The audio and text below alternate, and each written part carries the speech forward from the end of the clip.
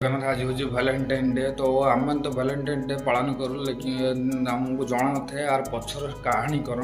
पचर स्टोरी कौन इंडिया तो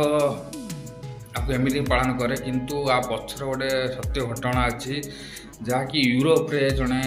व्यक्ति थे ना थिला भैलेटाइन तो से भल पाइबा प्रति बहुत आग्रह थिला